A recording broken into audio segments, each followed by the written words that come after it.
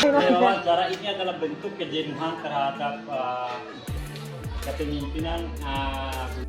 3 bulan tak terima gaji, seorang guru nekat menyegel ruangan kepala sekolah. Kejadian ini terjadi di SMP Negeri 2 Monta, Kabupaten Bima, Nusa Tenggara Barat.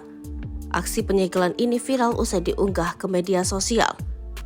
Video berdurasi 3 menit 44 detik itu memperlihatkan guru dan staf sedang menyegel dengan pilahan bambu yang dipaku ke kusen pintu ruang Capsek. Usut punya usut, aksi tersebut dilakukan sebagai bentuk protes dan kekecewaan guru dan staf atas gaji yang belum dibayarkan selama 3 bulan. Mengutip dari Tribun Lombok, peristiwa itu bermula saat guru dan staf mempertanyakan soal gaji kepada Capsek dan bendahara sekolah.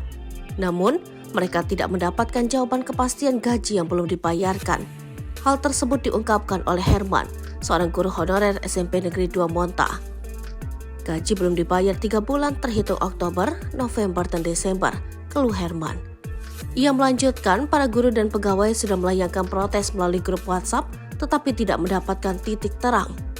Padahal sebelumnya permasalahan tersebut sudah dikomunikasikan pada Oktober 2023. Bahkan pada November 2023, Korwil Kecamatan turun tangan ke sekolah dan menggelar rapat Dewan Guru untuk menengahi permasalahan tersebut. Saat itu pula, kepala sekolah memberikan tegas akan membayar di awal Desember ini, ucap Herman. Namun hingga Januari 2024, Herman mengatakan gaji tersebut belum juga dibayarkan. Karena itu kekecewaan para guru dan staf memuncak hingga menyegel ruang Capsek. Herman juga memastikan tidak ada fasilitas sekolah yang rusak. Penyegelan itu kemarin, tambahnya. Dia menyebut Dinas Dikpora Kabupaten Bima mengutus Korwil Kecamatan turun. Tadi malam ada respon dari dinas untuk mengutus Korwil ke sekolah guna melihat dan menanyakan secara langsung ke teman-teman, katanya. Lebih lanjut, Herman menuturkan meskipun ada penyegelan, kewajiban mengajar tetap dijalankan oleh para guru.